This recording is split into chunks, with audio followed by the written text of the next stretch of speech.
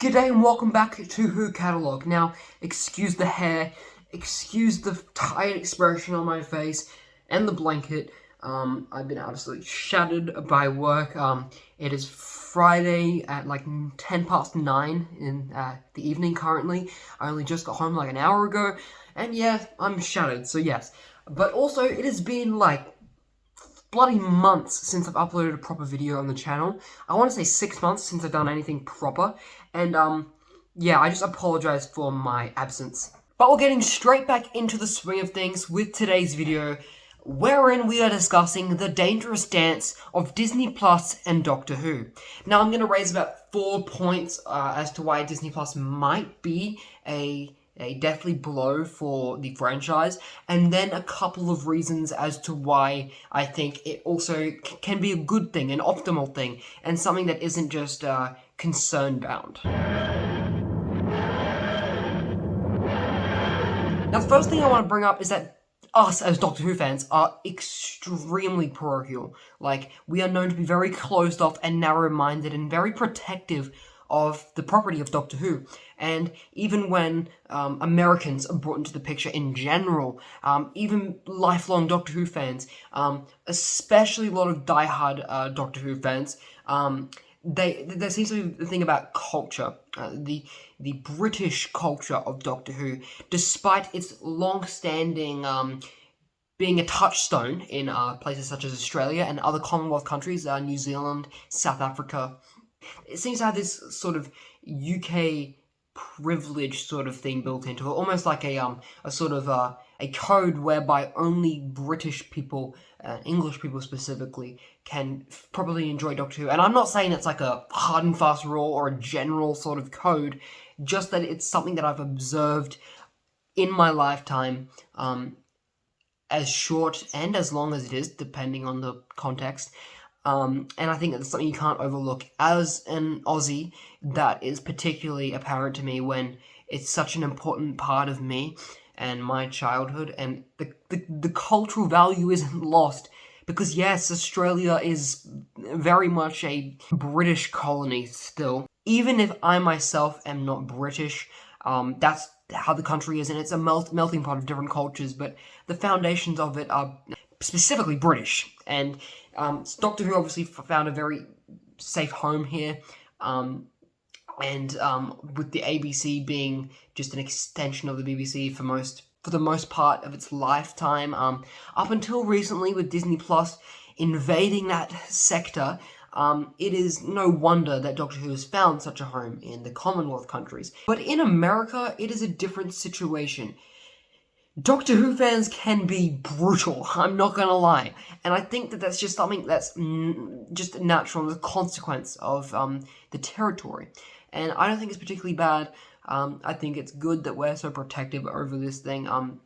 Maybe I'm not so much closed off to it, and so I'm not exactly so opposed to a wider audience coming in, but I do have those concerns of like the niche value of Doctor Who being like spoiled or squandered, even if it's gone through divots and the seasonality of Doctor Who's popularity has changed. Like, I think it was at an all-time high with Matt Smith. The Americans really found something they liked in the Smith era. But that's just, I think America's a good example of what I mean, and I'm sure you'll all understand what I mean. This globalization, international lobbying, platforming for Doctor Who is going to definitely spice things up. So next up is another concern I think is possibly the greatest for most people, and that is that there's no proof that Disney is not going to have any sort of creative influence over Doctor Who. And by that I mean there's been no exact word confirmed, no evidence that Disney won't have a hand in the creative side of Doctor Who. And I think that regardless of how you see it and regardless of what is publicly stated, Disney will have some influence over it, because you don't make a multi-million-dollar deal with BBC and Bad Wolf without having a hand in its operations. I think that's something that we're just going to have to look and see how it goes. But it has the possibility to go either way, and I'm personally trying to stay on the hopeful side. Now, the next thing that I want to discuss is something I think that is seldom touched on, and that is overcompensation. That is RTD trying to pull out all the stops and make up for what was a lackluster and at times overhated and shat on Chibnall era. And whether or not that's the case, I think there's just enough popularity with RTD in general to make that redundant, not have a need there for any sort of overcompensation to be had.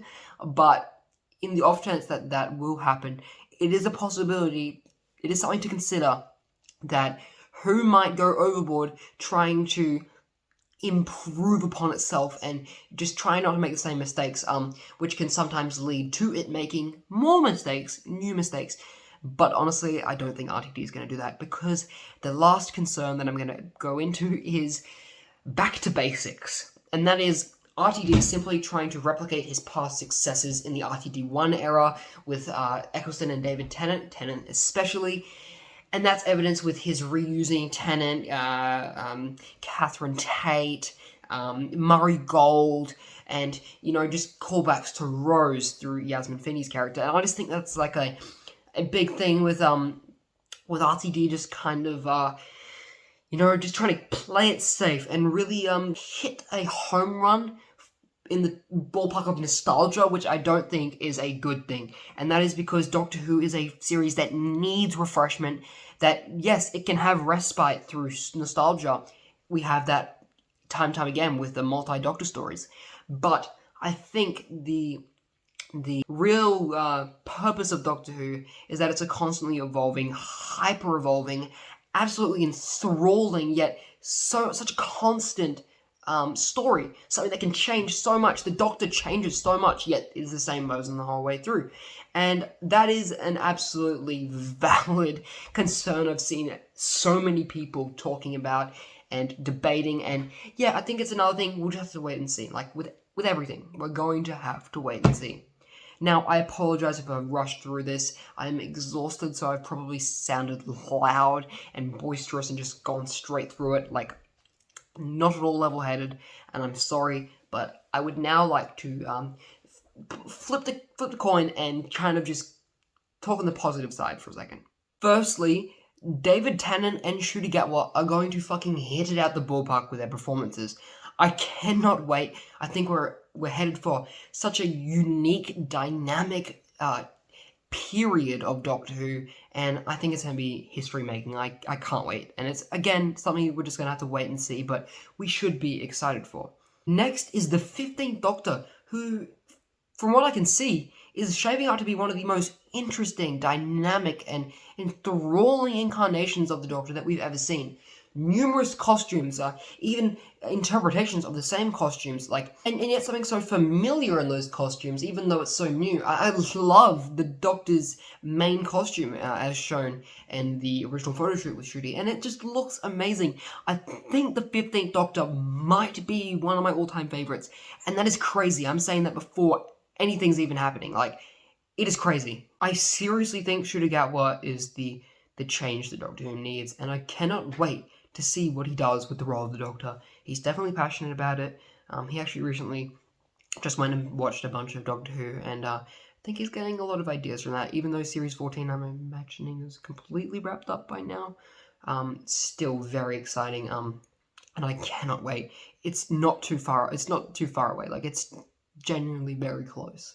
One more thing I think we should all just be uncontrollably hyped for is the title sequences. The title sequences is something that I always get so overexcited for, and not in a bad way, completely hyped for and giddy. And I remember when Jodie's titles rolled in 2018, when the Woman Who Fell to Earth, I was like, holy shit, I was blown away. And even being much younger then, I still think that it's something very unique to Doctor Who, that you're waiting for this interpretation of the same title sequence that can yet, just like the Doctor changing incarnation, be so different and speak to that Doctor's volumes. And I think that's something that we should all be so excited for. And I hope you all are too. Now, finally, I think that the whole wider audience thing is not necessarily bad. It's definitely a double-edged sword, but I think for the most part, a wider audience means more reception for Doctor Who, which means more revenue for Doctor Who, which means more Doctor Who. There is the whole thing I brought up in my last Death of Doctor Who video, talking about Disney Plus, which is that Doctor Who is a show rooted on its low-budget serials, episode stories, sets, and that might be a particularly deathly blow to the overall feel. But I think that from what we've seen in the anniversary specials trailer, it looks pretty good. The special effects definitely look better, and that's not necessarily a bad thing. I think that Doctor Who is perfectly capable of evolving in that way too, and just pushing forward into the truly into the 21st century, because it has been historically a show really stuck to the 20th century, but for a reason. That's where its roots are, and I think it really gains its power and its authority, its influence from that part, if you know what I mean. Like, I think Doctor Who's a show that's always kind of held firm onto its roots, and that's a very good thing, and it's why we all love it. But yes, thank you all so much for watching this video. I hope that you can interpret these points as you will, and maybe you can give your thoughts in the comments below as we get much closer to the rival of Doctor Who and Disney Plus. I think that it's better that we talk about these things more and more as more details come out, and it's really quite a dynamic discussion on the fate of Doctor Who, because I know there's doomers out there who think it's the end, and other people are thinking this is like the start of a golden age of Doctor Who, and I'm kind of centrist. I'm in the middle, but I cannot wait. Thank you all so much for watching, and I will see you next time. Cheers.